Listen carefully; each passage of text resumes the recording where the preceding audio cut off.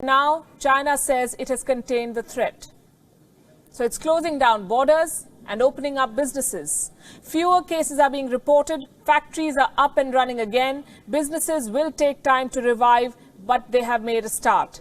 Companies are being encouraged to make coronavirus supplies. They're making equipment other countries might need to fight the outbreak. Gloves, masks, personal protection equipment, even ventilators. So first, China put the world in ICU, and now it is selling them ventilators. Is China profiting from this outbreak? Business and the government now stands to gain in China.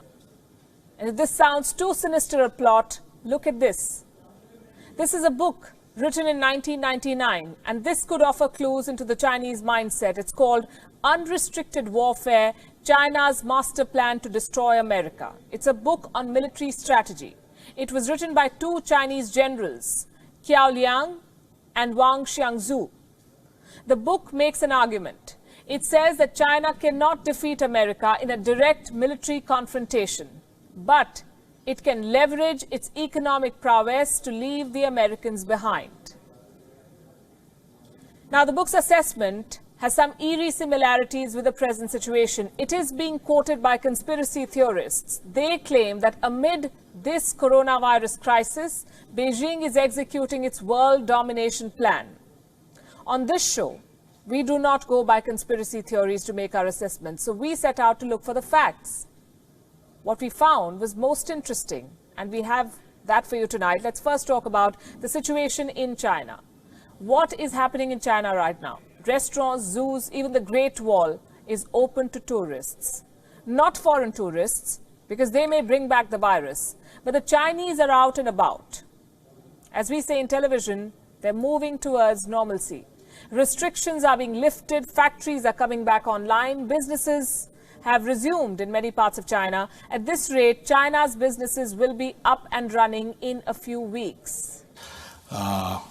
With the measures we have started to take, with the return of the work of the workers and the resumption of productive activities by the factories across the country, I think the Chinese economy is coming back to life. Coming back to life. They have a plan, revive the economy. What does this tell you? While major countries are struggling, China is already making a head start. China also has an interesting pattern.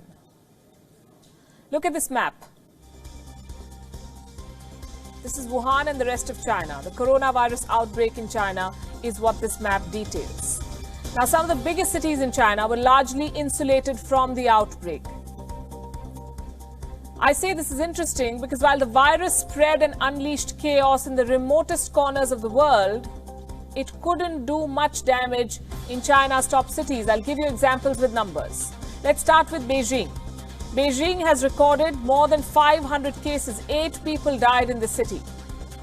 Do you know what's the population of Beijing? 2.15 crores.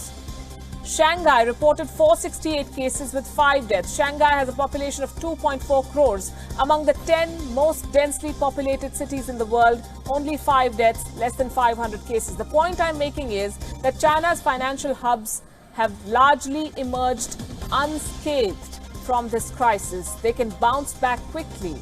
They're boosting business by creating opportunities. What does the world need right now? Personal protection equipment, masks, they're in short supply. Guess who's filling the gap? Chinese companies already at work to supply to the world. According to a report, almost 9,000 new manufacturers started producing masks in China this year. They began business in the first 2 months of 2020. China's daily mask production has crossed 116 million now. Many companies have overseas orders. They're selling outside China. One of the biggest companies is Dawn Polymer. This is a Chinese company. It supplies the fabrics used to make masks. Dawn Polymer has a 40% market share in China. And the value of its shares, the company's shares, has shot up by, listen to this, 417% since January. 417% in 3 months. The holdings of the company's founders now stand at a whopping $1.9 billion. The coronavirus crisis has only meant good news for their business. Here's another example of China creating opportunities from the crisis. Buying out distressed assets. Case in point, Australia. The Scott Morrison government is worried about Chinese companies taking over Australian businesses. Reports say Australia's Foreign Investment Review Board is now gearing up. Why? Because they fear takeover attempts from China. Distressed Australian businesses and assets are on China's radar. It's not just Chinese companies that stand to gain. Foreign companies based in China are also back in action. BMW's factories resumed operations in February itself, last month. Fiat Chrysler has also restarted production. Foxconn has resumed work in its mainland China factories. Foxconn manufactures for leading tech giants like Apple and HP.